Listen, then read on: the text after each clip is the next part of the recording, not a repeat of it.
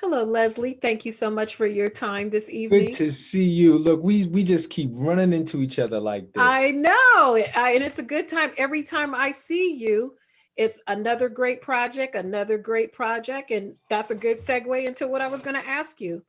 All of these men, Ali, Sam Cooke, Malcolm, they were already great in their regards, but they had like a shift that put them on another level. Even yourself as a performer in the last few years, your career has been shifting into greater and greater and greater roles. What happens to a person when they shift from that gear they were at to the next gear, even though they were already great? Go ahead. It's a different direction.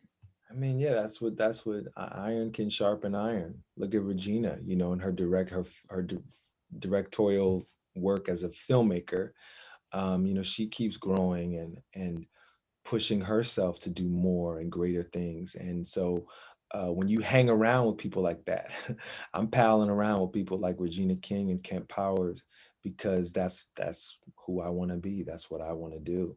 Um, it's just, yeah, it's the most unlikely thing, but it makes perfect sense that these four men were together on that night in February 1964.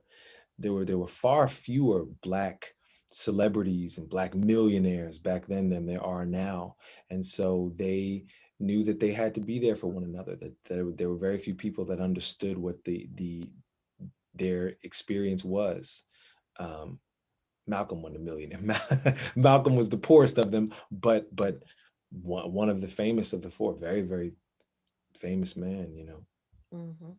And lastly, when at that time we as a Black community took very seriously what athletes and performers think, and now that people like LeBron are stepping to the forefront with the same type of speaking out, why do you think it's not as effective, or it's still effective to some, but to others they say shut up and stick to sports? Or what Uh, has happened in that change?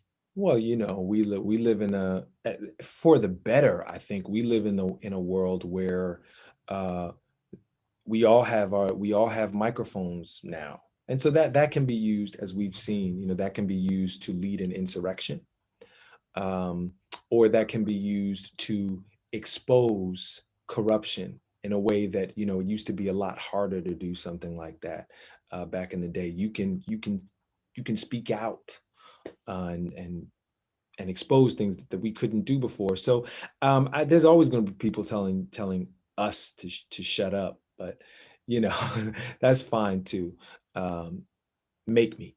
It's our responsibility to speak out.